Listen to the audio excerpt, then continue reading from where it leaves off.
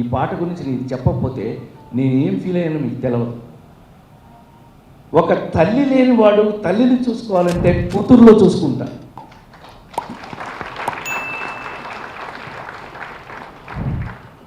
మా అమ్మ చనిపోతే 10వ సంవత్సరంలో, నా 10వ ఏట మా అమ్మ చనిపోతే,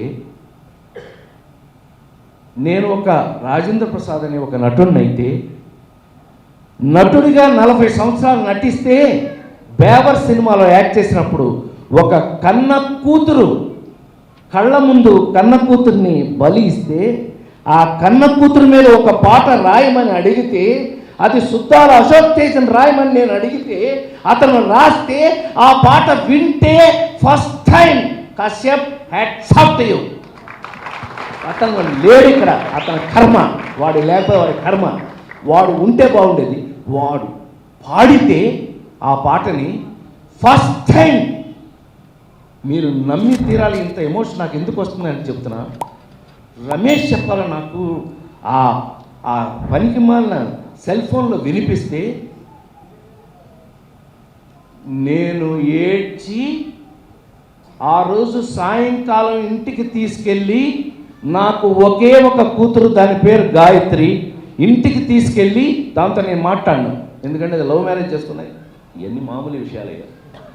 పిలిపించి దాన్ని ఇంట్లో దాని ఎదురుగా కూర్చోబెట్టి ఆ పాట నా మనస్ఫూర్తిగా 4 సార్లు వినిపించిన వాడిని నేను. అదే ఇప్పుడు మీరు విన్న పాట. తల్లి తల్లి నా చిట్టి తల్లి, నా ప్రాణాలైపోయాయమ్మా. అమ్మ పోయినప్పుడు ఏడవలేదు ఈ లంబడి కొడుకు, కూతురు పోయినప్పుడు ఏడ్చాడు. మీరు మనుషులై, మీరు నిజంగా మీకు మనసు ఉంటే ఈ పాటను మీరు జన్మలో మర్చిపోలేరు.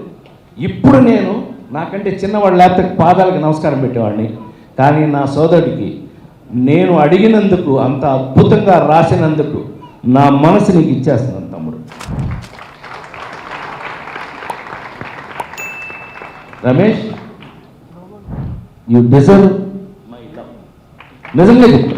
ఇవాళ సంజోష్ హీరోగా నువ్వు నటించినప్పుడు, ఆ రోజున కూతురుగా నువ్వు నటించినప్పుడు అటువంటి ఈ పాటకి, ఈ పాట తయారు చేసిన వారికి, ఈ పాట రాసిన వారికి, దీని ఇన్స్పిరేషన్కి నేను మరొకసారి పాదాభివందనం చేస్తూ ఇవాళ